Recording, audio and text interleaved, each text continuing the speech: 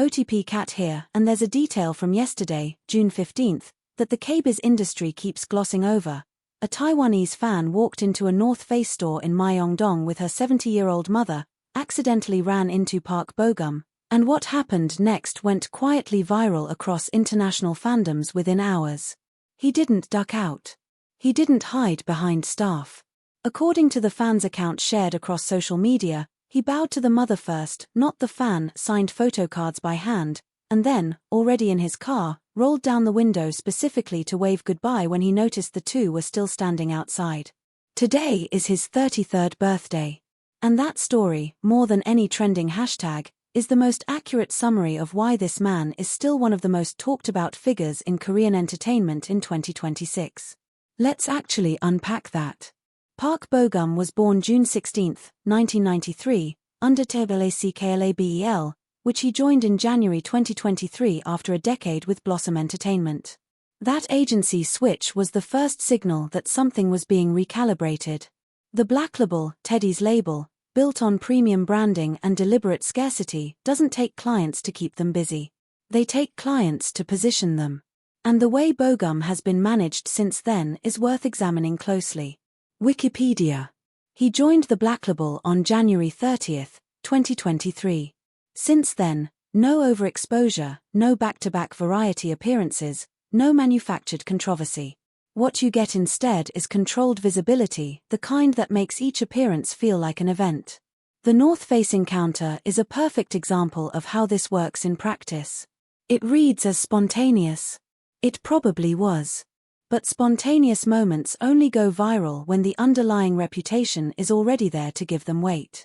You don't trend from a store encounter if people aren't already primed to believe the kindness is real. K profiles. He is the youngest actor to be named Gallup Korea's Television Actor of the Year twice, and the first actor to ever top the Forbes Korea Power Celebrity list. Those two facts together tell you something important. Bo-gum doesn't just peak, he comes back. The Gallup wins were in 2016 and 2025, nearly a decade apart. That's not a flash career.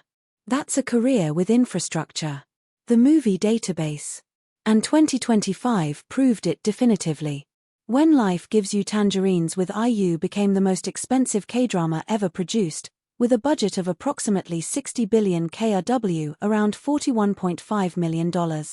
Within just 3 days of its March 7 premiere, the show recorded 3.6 million views and 13.9 million watch hours, landing at number 4 on Netflix's global non-English TV rankings and breaking into the top 10 across 24 countries. It also set the highest IMDb rating ever recorded for Korean content.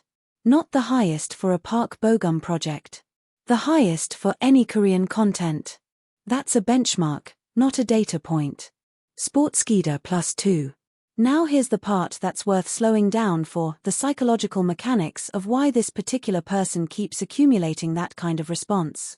International fans who are 25 to 40, working jobs, managing family pressure, living through genuinely exhausting years, they don't need another bad boy or a tsundere archetype. What they need, whether they say it or not, is someone who makes them feel that decency is still a personality, not a liability. The story from the North Face encounter, if accurate as fans reported it, works because he bowed to the mother. Not the fan. The mother. A 70-year-old woman who had no social media following, no fan account, no way to amplify the moment. That gesture wasn't fan service. Fan service is calculated. That was something else. It's also worth noting what Bo-gum represents in contrast to the current